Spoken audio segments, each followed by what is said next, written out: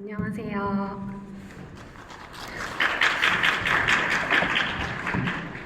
네, 안녕하세요. 차근차근 스위프트 6 마이그레이션 발표를 맡게 된 황예은 예니라고 합니다. 잘 부탁드립니다.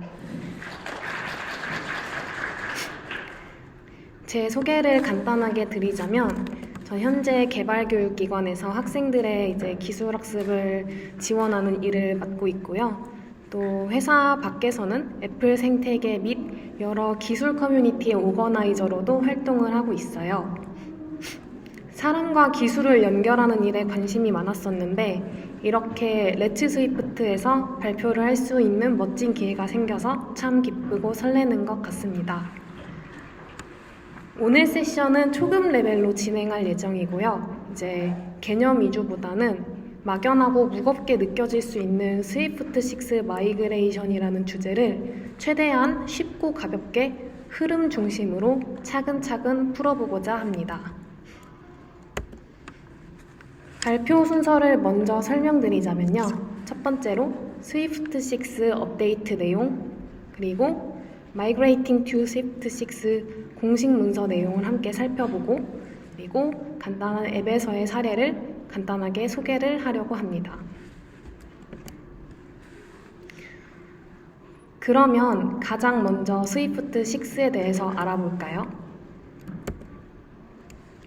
화면의 키워드들은 올해 10주년을 맞은 스위프트 6 업데이트 내용들이었습니다. 스위프트는 2014년에 처음 등장해서 올해로 딱 10주년을 맞이했다고 해요. 그 중에서도 동시성이 가장 큰 화두였습니다. 가장 큰 변화는 전체 동시성 검사가 기본적으로 활성화된다는 점이고, 스위프트 팀에 따르면 5.10대 스위프트 5.10대 존재했던 많은 오탐지 데이터 경쟁 경고를 제거했다고 합니다. 사실 이 경고들은 스위프트 6로 올리고 나서 빌드를 했을 때 경고가 아닌 우리가 해결해야 하는 에러 문제로 바뀌었죠. 사실 스위프트 6에서 동시성 관련 업데이트가 생긴 것은 어느 정도 예측이 되는 기조이기도 했어요. 5년간의 스위프트 5의 히스토리를 간단하게 살펴볼까요? 스위프트 5는 특이하게 5년에 걸쳐서 버전 5가 업데이트가 긴 시간 동안 지속되었고요. 스위프트 5.1부터 5.4를 거쳐서 스위프트 5.5부터 우리가 많이 사용하는 어싱크 어웨이트, 그리고 동시성 관련된 액터, 샌더블, 이런 동시성에 중점을 둔 기능들이 대규모로 업데이트되었습니다. 그리고 스위프트 5.6, 5.7에서도 동시성 관련 업데이트가 지속되고 있는 걸 확인할 수 있죠.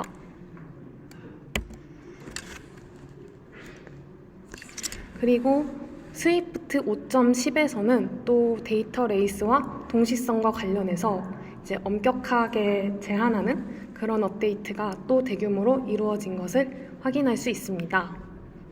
그래서 스위프트 6가 어쩌면 이 스위프트 5의 다양한 업데이트를 거쳐서 빌드업이 되어서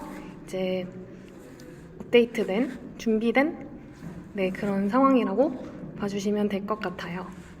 그러면 우리 마이그레이션에 대해서 좀 얘기를 해볼까 하는데, 스위프트 6를 스위프트 6 언어 모드를 언제 해야 하는지, 또 했을 때 장점에 대해서 WWDC 영상에서 소개를 하고 있더라고요.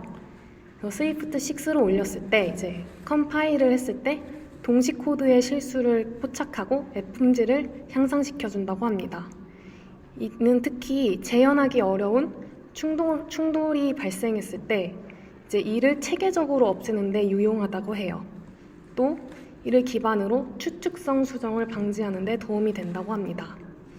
그리고 더 많은 동식성을 적극적으로 반영하고 통합하여서 데이터 경합 위험 방지를 할 수 있고요. 스위프트 패키지 라이브러리를 만드는 메인테이너인 경우 사용자들을 위해서 최대한 빨리 적용하는 것을 좀 권장하고 있는 기조였습니다. 그러면 스위프트 6로의 마이그레이션을 위해 애플은 어떤 방식을 추천하고 또 어떤 리소스를 제공하고 있었을까요? 함께 살펴볼까요? swift.org 홈페이지에 가면 Get Ready for the Swift 6 Migration Guide라는 문서가 아예 이제 전면적으로 나와 있고요. 이걸 눌렀을 때 이제 마이그레이션 오피셜 가이드가 나옵니다. 그래서 이 리소스가 메인 가이드이고, 저 독시 문서가 애플에서 레포로 만들어져 있는데, 이제 일본 같은 경우에는 이 해당 가이드를 일본어로 번역하는 활동도 하고 있더라고요. 그래서 이게 인상 깊어서 한번 이 레포도 소개를 해드리고 싶었습니다. 그리고 Migrate Your App to Swift 6 세션, 떡떡DC 세션이 있는데요. 이제 실제 코드를 따라가면서 마주하게 되는 스위프트 6를 마이그레이션 했을 때 마주하는 문제들을 좀 같이 해결해보는 세션이에요. 그래서 나중에 좀 적용해보고 싶을 때 이 세션도 한번 참고해 주시면 큰 도움이 될 것 같습니다.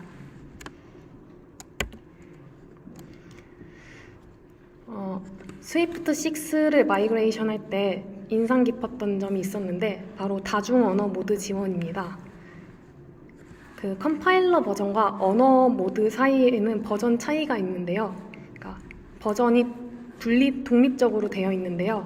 2017년 스위프트 4가 처음 등장했을 때 이때의 컴파일러가 3.2 버전과 4.0 버전을 동시에 처음으로 지원하게 되었다고 합니다. 즉, 여러 버전의 언어 모드의 모듈을 조합해서 점진적 도입이 가능해진 거죠. 그래서 특정 모듈은 3.2로, 특정 모듈은 4.0으로 빌드가 가능하고, 이제 4.0으로 바로 버전업을 하는 게 아니라 점차적으로 도입이 가능해졌다는 점에서 이제 의미가 있는 업데이트였습니다. 스위프트 6 언어 모드 또한 옵트인이고 지정해줘야 변경되는 케이스인데요. 스위프트 6 컴파일러는 좀 더 버전이 많아져서 스위프트 6, 5, 4.2 그리고 4 버전을 지원한다고 합니다. 이와 관련된 내용은 2017년 스위프트 4 릴리즈 노트에서 이제 지원 언어 버전에 대해서 나와 있고요. 또 2024년 Migrating to Swift 6 Overview 파트에서 이제 스위프트 6 컴파일러는 이렇게 4개의 버전을 지원한다라는 내용을 확인할 수 있었습니다. 그러면 이제 공식적으로 제공하는 마이그레이션 가이드 내용을 함께 간단하게 살펴보려고 하는데요. 이제 가이드의 콘텐츠를 살펴봤을 때 가장 먼저 나왔던 건 스위프트의 데이터 레이스 안전 모델에 사용되는 개념이었습니다. 이제 아시는 분도 있으시겠지만 데이터 레이스에 대해 간단하게 소개하자면 여러 스레드에서 하나의 데이터에 동시 접근을 했을 때 이제 이 데이터에 영향을 줘서 데이터의 일관성이 깨져서 발생하는 문제를 데이터 레이스라고 하는데요. 이제 이 문제를 해결하기 위해 사용되는 개념들에 대해서 간단하게 이제 소개하는 페이지가 있었고요. 또 스위프트 6로의 마이그레이션을 시작하기 위한 방법 및 전략, 그리고 스위프트 5 프로젝트에서 완전한 동시성 검사 활성화라는 기능을 소개하고 있었습니다. 그리고 스위프트 6 언어 모드를 활성화하는 방법, 그리고 흔히 마주하는 컴파일러 에러, 그 뒤에도 여러 가지 내용들을 다루고 있었습니다.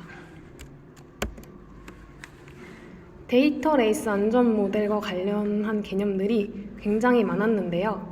격리도 있고, 액터도 있고, 샌더블, 벡터 격리 타입 다양한 단어가 있는데 모르시는 분들 좀 우려하시거나 걱정하실 수도 있을 것 같지만 이 해당 페이지 들어가면은 아주 쉬운 예시와 함께 짧고 그리고 잘 설명이 되어 있어요. 그래서 너무 겁먹지 마시고 이제 문서 차근차근 읽어보시면 개념에 대한 이해하는 데 도움이 되니까 이것도 한번 살펴보시면 좋을 것 같습니다. 데이터 레이스 세이프티라는 문서에서 이 개념들에 대한 설명을 확인할 수 있습니다. 그 다음 마이그레이션 전략에 대해서 소개해 드리려고 하는데요. 애플은 스위프트 6로의 마이그레이션을 위해 3단계의 스텝을 나눠서 시도해보라고 했습니다. 첫 번째는 모듈을 선택하고, 두 번째는 스위프트 6 언어 모드로 들어가기 전에 스위프트 5에서 이제 스트리커 체킹이라는 기능으로 엄격한 검사를 먼저 시도하고, 이후에 경고를 해결하라는 전략이었습니다. 모듈 같은 경우도 이제 안쪽에 코어 모듈, 의존 종속성이 좀 많이 얽혀 있는 모듈보다는 바깥쪽 모듈부터 시작하고, 이제 이런 모듈을 하나씩 올렸을 때 이제 종속성에 의한 경고가 많이 띄워질 수 있음을 시사하고 있었습니다. 그리고 스위프트 5에서 엄격한 검사 기능에 대해서도 소개를 하고 있었는데요. 스위프트 6로 바로 언어 버전업을 하기보다는 스위프트 5에서 스위프트 6에서 예상되는 오류가 무엇인지 확인할 수 있는 그런 기능이 있어요. 그리고 이 기능 같은 경우 곧 출시된 단일 동시성 기능이 있는데, 이 3가지 기능들을 독립적으로 켜서 특정 목적에 맞게 사용할 수 있도록 확인할 수 있는 그런 기능이라고 합니다. 그래서 이런 식으로 한 가지 특정의 유형의 문제에 집중할 수 있도록 여러 가지 플래그들을 제시하고 있었습니다. 그래서 6로 넘어가기 이전에 스위프트 5에서 이 엄격한 검사 기능을 통해 예상되는 에러를 확인하고 이제 해결하고 안전하게 넘기는 방향을 제안하고 있었죠. 네, 그 다음은 이제 앱에 대한 사례를 약간 소개해드리려고 하는데요. 제가 근무하고 있는 교육기관에서는 교육생 출석 관리 앱 체킹이라는 앱이 있습니다. 저희 학생들이 여기도 와 계시는데 저 앱이 여기 나와 있네 좀 놀라셨을 수도 있을 것 같아요. 그래서 보통 학생 앱과 스태프 앱 2가지 앱이 있고, 이제 테스트까지 해서 3개의 타깃으로 구성되어 있습니다. 그리고 이 앱 같은 경우는 2023년 3월에 출시된 스위프트 5.7로부터 시작된 앱이고요. 네, 그래서 머신커 웨이 같은 것들이 잘 반영되어 있어서 그런 것도 눈여겨볼 수 있었고, 또 매년 그 해당 연도에 해당되는 최신 iOS가 설치된 최신 기기를 수령하고 사용하게 되어 있어서 이제 좀 도전적으로 스위프트 6를 적용을 해볼 수 있지 않을까라는 생각이 들었습니다. 그리고 앱 규모가 너무 매시브하지 않아서 한번 시험적으로 해보고 이거를 공유할 수 있는 사례로 사용할 수 있을 것 같아서 시도해보게 되었습니다. 네, 그리고 스위프트 6 랭귀지 모드를 올리는 방법이 여러 가지가 있었는데요. 이제 좀 쉬운 방법으로 컴파일러를 통해서 이제 버전을 올릴 수도 있고, 엑스코드 이제 빌드 세팅 들어가서 모듈별로 버전을 옮길 수 있습니다. 애플에서 권장하듯이 모듈 하나하나씩 버전을 올려가 보면서 이제 에러를 해결해 보라고 했는데요. 이렇게 모듈을 올렸을 때 처음에는 스위프트 5에선 빌드가 제대로 되었던 이 프로젝트가 다 이제 빌드가 부서져서 에러가 빨갛게 뜨는 것을 볼 수 있습니다. 그래서 스위프트 6로 올리기 전에 스위프트 5에서 엄격한 검사 기능을 한번 사용해 보려고 했는데요. 이 엄격한 검사 기능도 마찬가지로 여러 가지 방법이 있는데, 이제 컴파일러로 이렇게 명령으로 올리는 방법이 있고, 이렇게 빌드 세팅 들어가서 모듈별로 엄격한 검사 기능을 킬 수 있습니다. 그래서 스트릭트 컨커런시 체킹에서 컴플리트를 설정해서 빌드를 했을 때 아까 빨갰던 오류들이 이제는 다시 에러 레벨, 경고 레벨로 내려갔음을 확인할 수 있어요. 마이그레이션 하면서 발생하는 흔한 컴파일 에러들을 이 공식 문서에서 정리를 해두었더라고요. 그래서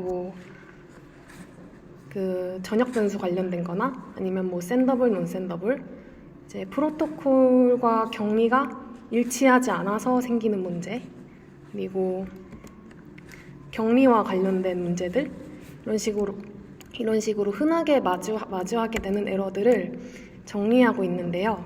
이 정리된 것뿐만 아니라 이제 예시 코드와 또 어떻게 해결하면 좋은지, 또 정답이 아니라 여러 가지 방법으로 해결할 수 있음을 시사하면서 이 페이지에서 커먼 컴파일러 에러 페이지에서 마주하게 되는 에러들을 좀 찾고 해결 방식을 찾는데 도움을 받을 수 있습니다. 제가 마주했던 케이스를 두 가지 쉬운 케이스를 가져왔었는데요. 첫 번째로는 이제 메인 액터로 고립된 클래스 프로퍼티 쉐어드가 이제 고립되지 않는 컨텍스트에서 뭐 레퍼런스 될 수 없다, 이런 오류였어요. 그래서 이게 무슨 문제일까 확인했을 때 이 쉐어드가 있는 UI 애플리케이션이 메인 액터로 이제 이미 고립이 되어 있는 친구여서 이 맥락에서 고립이 되어 있지 않는 맥락에서 사용이 불가하기 때문에 메인 액터로 다시 고립을 시켜주는 그런 작업이 필요했고요. 두 번째로는 이제 프로토콜에 요구되는 그 고립되지 않은 그런 메서드에 대해서 그 오류가 발생했는데, 이 같은 경우는 이제 로케이션 매니저 did changed authorization 이런 친구들이 이제 메인 액터로 고립되어 있는데, 이제 이 맥락이 달라지기 때문에 이제 이 친구들을 non-isolated라는 키워드를 붙여서 해결을 해줘야 했던 그런 상황이었습니다. 그래서 이 경우는 이제 프로토콜의 요구 사항과 이 격리 상황이 일치하지 않아서 생겼던 문제인 것을 확인하고 문서를 참고하고 해결할 수 있었습니다. 랩업을 해보려고 하는데요. 이 관련 문서나 영상을 보면서 되게 재밌게 느껴졌던 부분이 계속 don't panic, don't overwhelmed라는 표현들이 굉장히 많더라고요. 막 멘탈이 나갈 걸 염두했는지 이런 말들이 굉장히 많았는데, 프로젝트에서 수백 개, 어쩌면 수천 개의 경고가 생성되고 여기에 지레 겁먹지 않는 것이 중요하다고 이 엔지니어 분이 말씀하셨습니다. 그래서 마이그레이션 할 때 좀 고려해야 될 것들을 정리해 봤는데요. 겁먹지 않고 이제 차근차근 각 모듈을 점진적으로 바깥 모듈부터 올려보고, 또 두 번째로는 변경량을 최소화하고 코드 리팩토링 하려는 마음을 누르라고 하더라고요. 이렇게 문제를 해결하다 보면은 자꾸 구조를 바꾼다던가 리팩토링을 하고 싶은 마음이 발생하게 되는데, 이 문제 해결과 리팩토링을 동시에 하는 게 사실상 너무 힘들고 시간도 많이 걸리고 더 문제 해결을 복잡하게 한다고 하더라고요. 그래서 리팩토링 따로, 문제 해결 따로 이렇게 한 번에 하나씩을 하라는 그런 조언이 있었습니다. 그리고 아마 세 번째가 비슷한 이야기인 것 같아요. 데이터 경합 안정성과 리팩토링을 동시에 하려는 마음을 눌러라 라는 내용이었고요. 그리고 실제로 많이 하고 있나가 궁금해서 레딧이나 아니면 스위프트 포럼 같은 데서 찾아봤는데, 많은 개발자분들이 스위프트 6의 기능이 급하지 않으면 천천히 올려도 된다라는 말이 많았어서 이 필요에 따라서 적절하게 도입하는 것도 중요하다고 생각해서 이렇게 랩업에 적게 되었습니다. 아까 일본 개발자들이 이렇게 번역하는 게 인상 깊어서 저도 이 마이그레이션 문서를 번역을 해보려고 하는데요. 혹시 관심 있는 분 있으시면 같이 이제 컨트리뷰트 하면서 해가면 너무 재밌을 것 같습니다. 그리고 이제 이번 세션과 관련해서 피드백과 질문 있으시다면 저 소셜 채널 다양하게 있으니까 이제 소셜 채널 통해서 저한테 컨택 주시면 너무너무 감사드릴 것 같습니다. 이상으로 발표를 마치도록 하겠습니다. 감사합니다.